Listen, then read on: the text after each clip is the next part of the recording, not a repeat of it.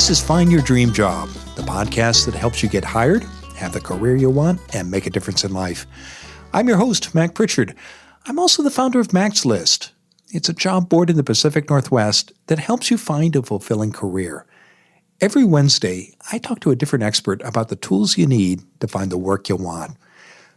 Almost every hiring manager you meet will ask why you're looking for work, and what you say can make or sink your application. Here to talk about how to explain why you're looking for another job is Susan Peppercorn. She's the author of the book, Ditch Your Inner Critic at Work, Evidence-Based Strategies to Thrive in Your Career. Susan is also a contributor to the Harvard Business Review. She joins us today from Boston, Massachusetts. Well, Susan, here's where I'd like to start. Why do employers ask this question at all? Well, they really are curious. They want to know, honestly, why you are looking, and they want to know what your interest is in their particular company. They also want to know if there is some reason for concern that they might uncover in asking that question. And let's talk more about that. What kinds of concerns might an employer have when asking this question? Well, they want to know, were you dismissed for poor performance, for example? And they want to uncover that during the early stages of an interview process. They want to know if you were laid off, and if you were, for what reasons, because companies or organizations want to hire top performers. So if you were dismissed for a job, then it's important to figure out how to answer that question honestly, but without raising the concerns to such a high level that the employer stops the interview right then and there. And does that happen, Susan? I mean, is your answer to this question that important that if you don't do it right, you can just bring the process to a close? Absolutely. I would say to you, Mac, and to anyone listening, that what's most important in answering this question is to be positive. One of the traps that people can fall into when answering this question is to be negative about their current employer or their previous employer. So if someone is still employed but they're looking and they say, well, I just hate my boss, and that's the reason I'm looking, I just have to get out of there, and they speak negatively, that is going to really raise a question in the mind of the interviewer. And why is that, Susan? Why does a negative response raise a question?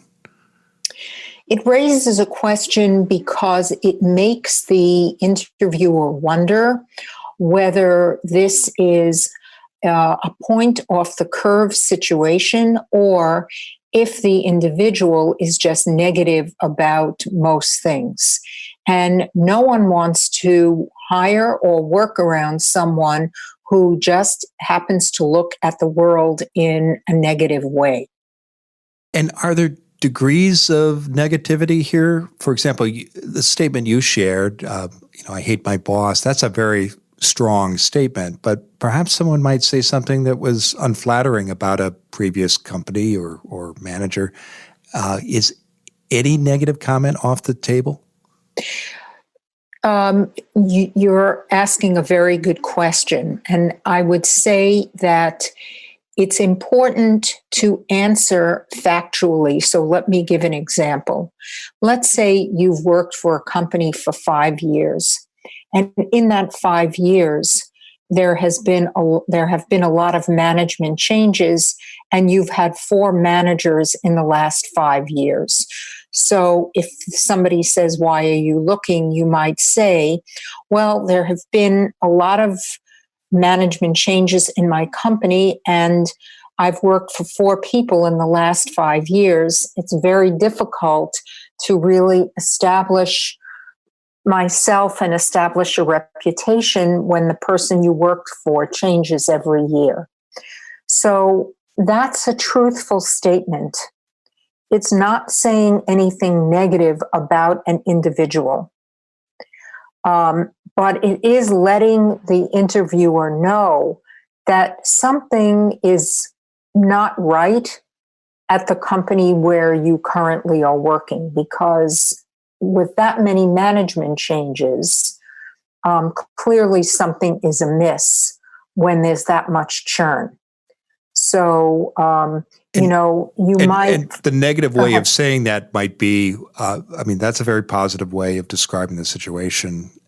If you were with someone who spoke about that same experience negatively, what might they say, Susan? So they might say something like, well, the company that I work for is just a mess. People keep leaving all the time, and I've had 4 managers in 5 years. And that's just an example of, how poorly managed my company is. So that would be a negative way of saying it. Okay. So look for a positive way of describing what might be a bad situation. But again, can even the hint of negativity sink your application? I think that there are situations that people understand can be negative and can be an authentic and genuine reason why someone would look elsewhere. So to give you an example, someone might say, well, I'm looking because, I have achieved, I'm very proud of the things that I have accomplished at my company, but there is no room for me to grow. So that may sound a little bit negative, but it may be a truthful statement that you've reached the limit of as far as you can go in your particular company. You might say, you might even say, my company is very small, and really there's no room for me to progress beyond where I am. Or, I've learned everything that I can from my current manager, and I'm seeking an opportunity where I can learn and acquire new skills. I think that there are certain styles of management, of managers, that people understand are difficult to work for. And in that situation, I think it is okay, again, not to bash the individual, but to say, for example, my manager doesn't give me any feedback. And I've been with the company 3 years. I have asked for feedback. I have asked for a performance review. I have asked repeatedly to have meetings with my manager, and they're very busy and they don't have time.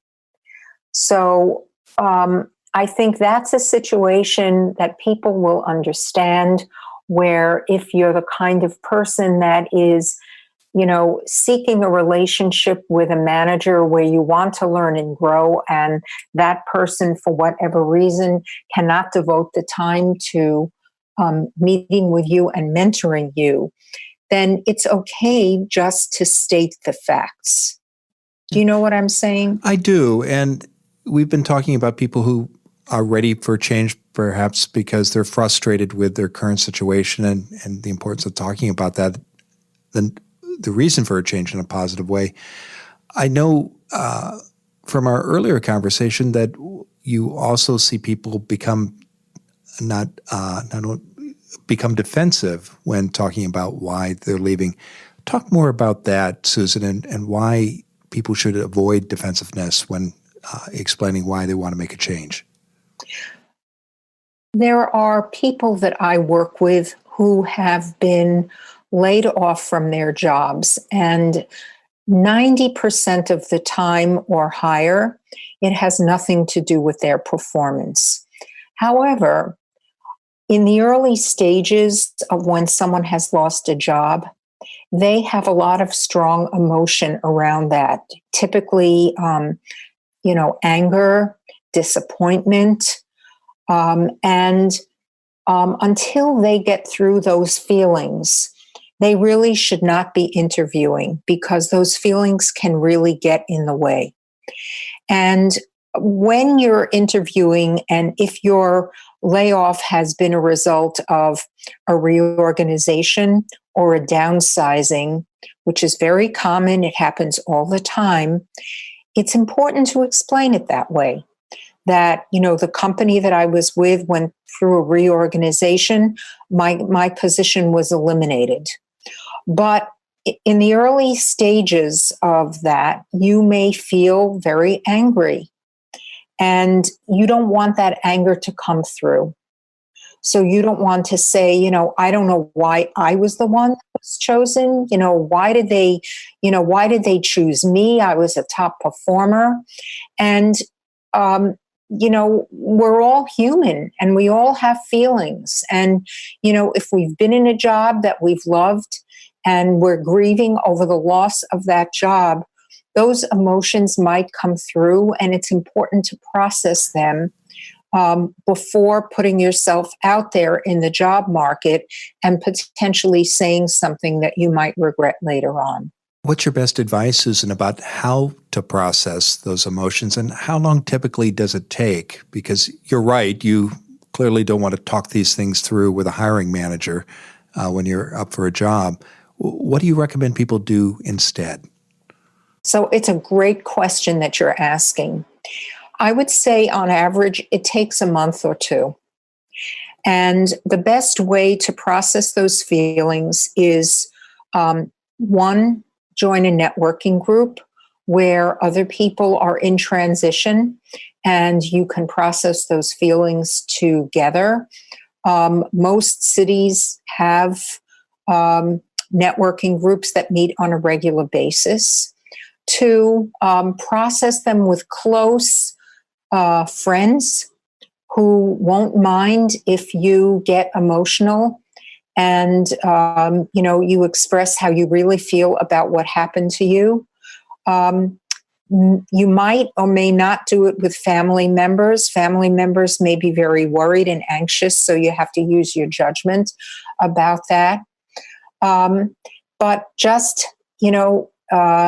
do other things like make sure you're taking care of yourself, get enough sleep, go to the gym, and just work through those feelings. If you're in a faith-based community, talk to a pastor, a minister, a therapist, anyone that you can rely on to give you some good feedback and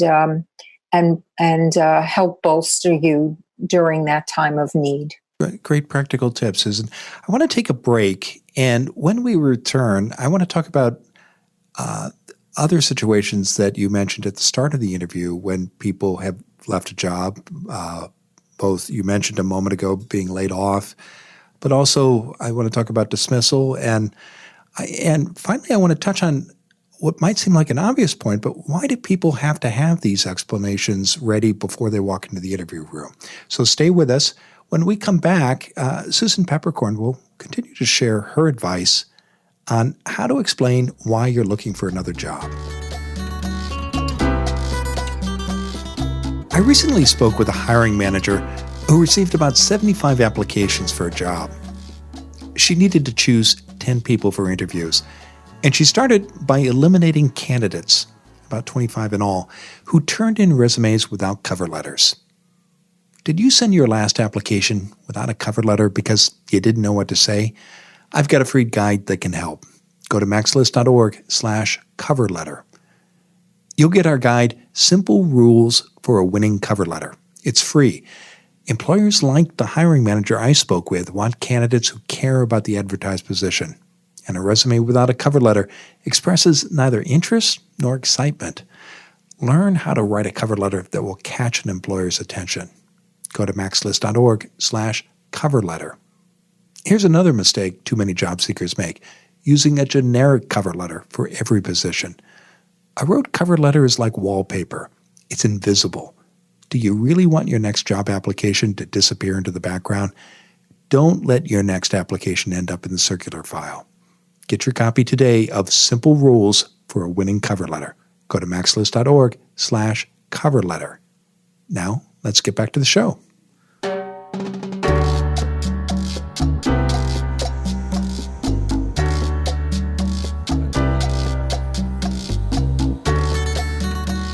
We're back in the Max List studio. I'm talking with Susan Peppercorn.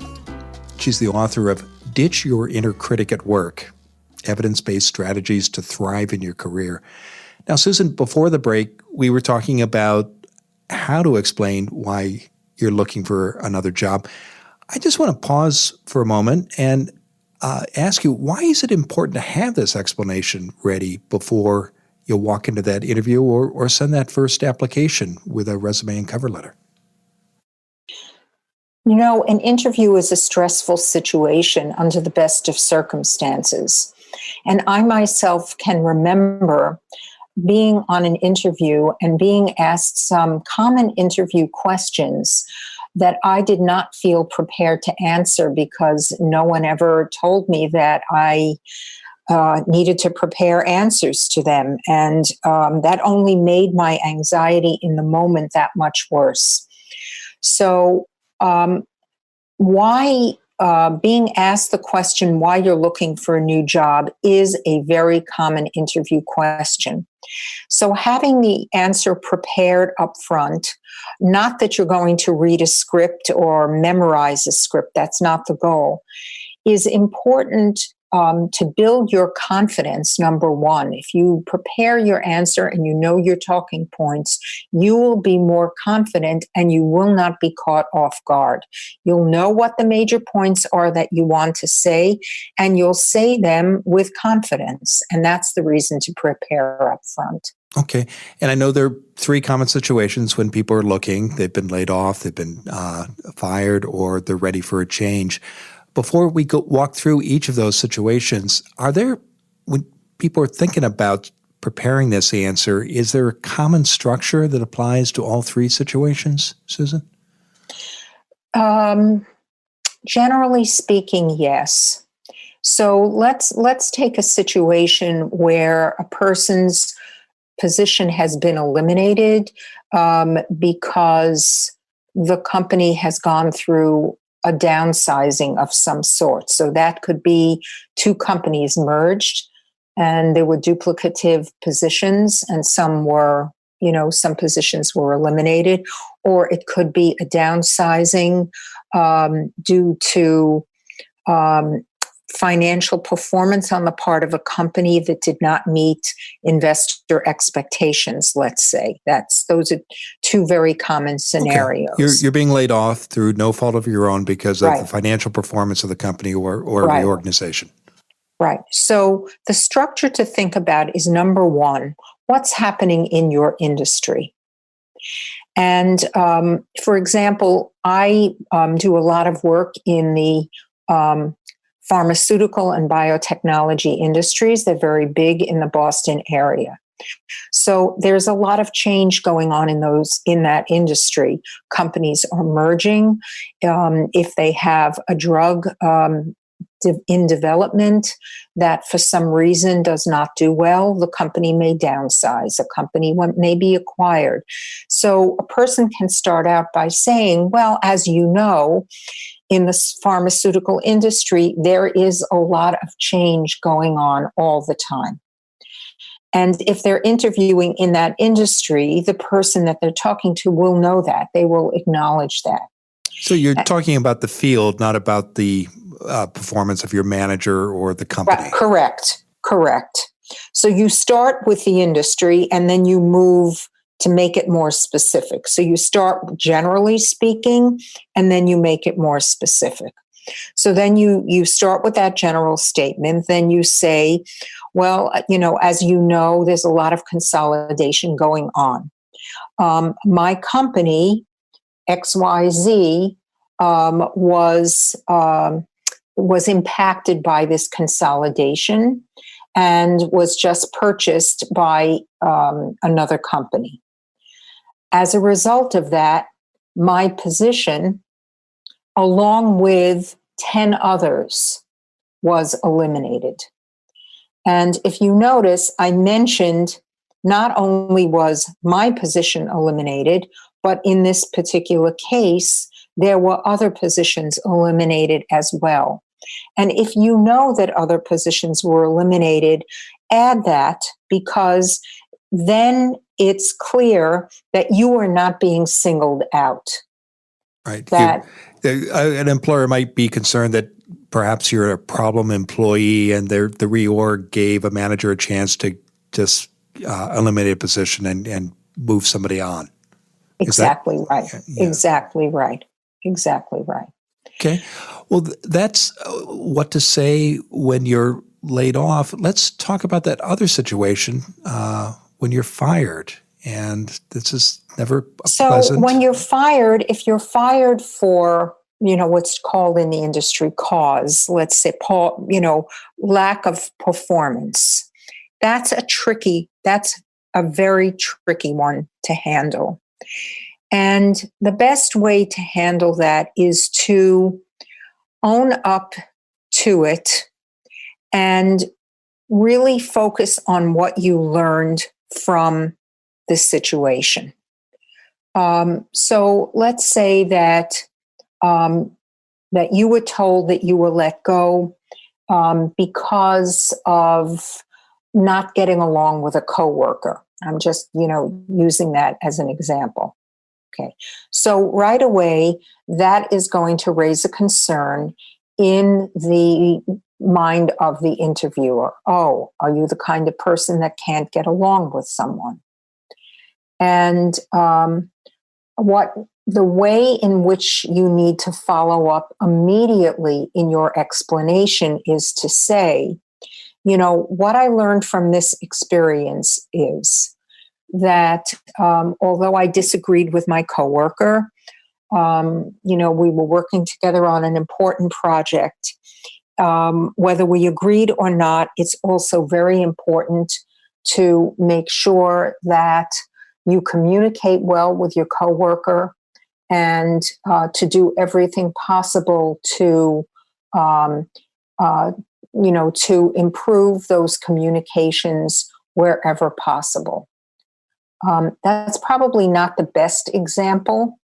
Another example might be that, your manager wanted you to do more presentations and you're introverted.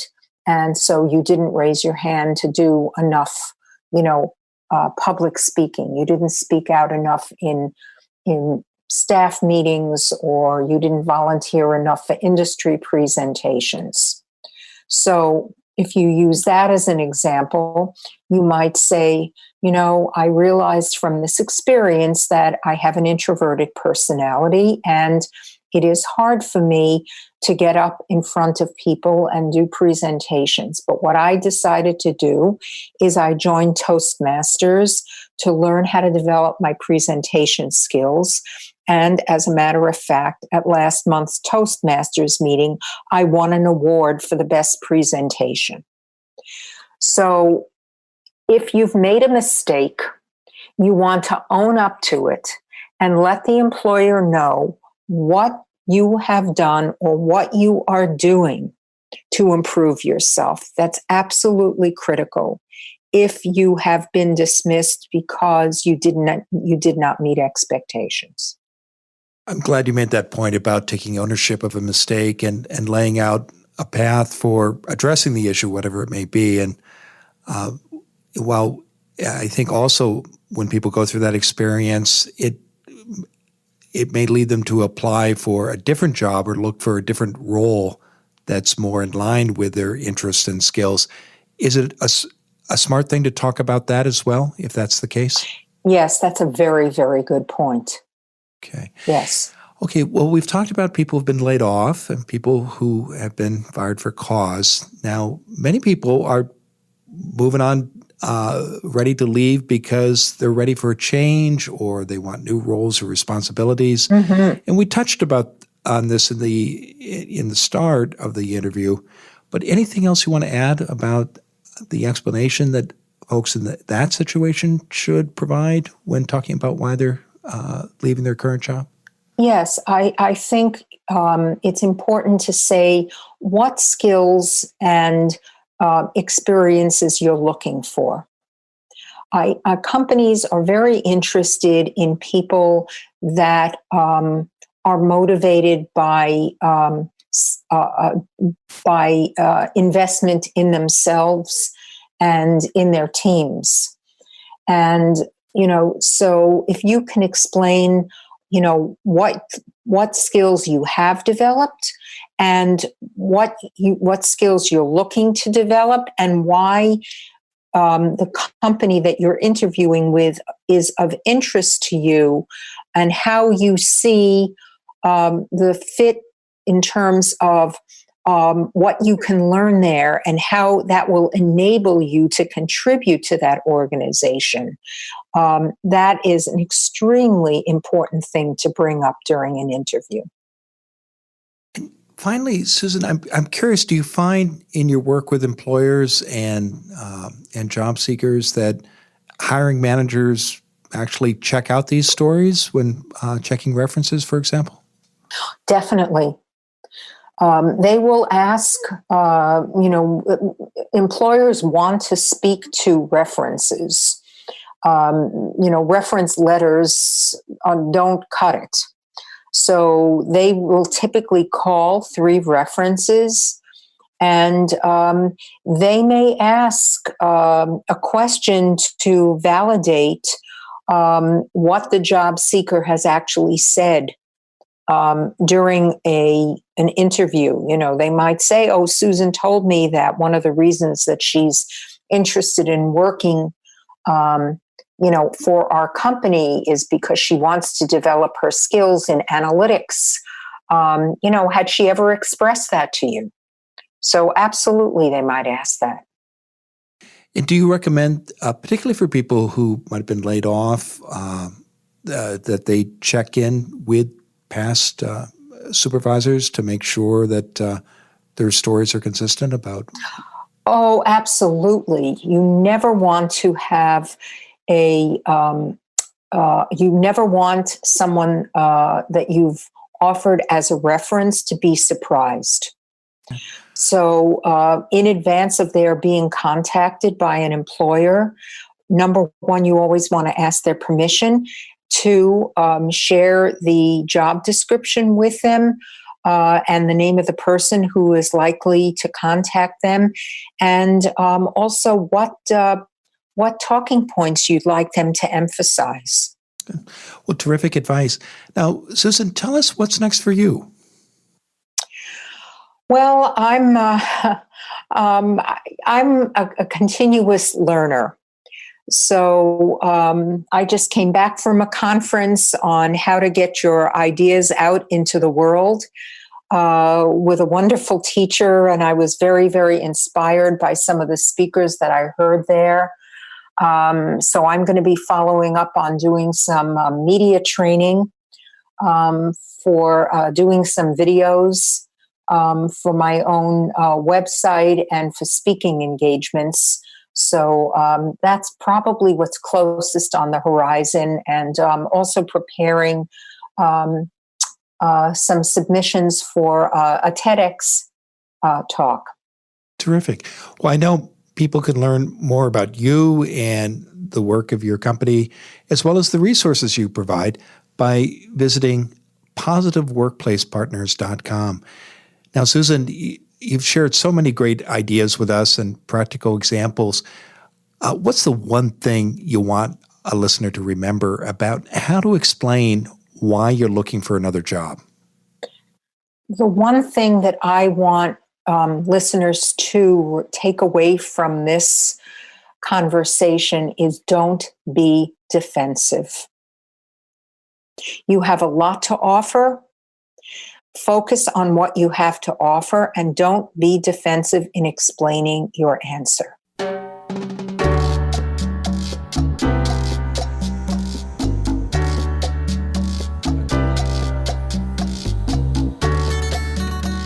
I think Susan provided some excellent advice there about how to talk about why you're leaving your current job or why you left your last position.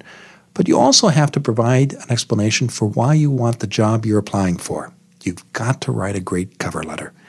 If you're struggling with writing a cover letter, we've got a free guide that can help. Simple rules for a winning cover letter. You can get your free copy today. Go to maxlist.org/cover letter. Again, that's maxlist.org/cover letter. On our next episode, our guest will be Dan Cumberland. He's the host of the Meaning Movement podcast. He says the secret to career success is not to play it safe, but to take risks. Dan and I will talk about why you need to fail in your own career. I hope you'll join us. Until then, thanks for letting us help you find your dream job.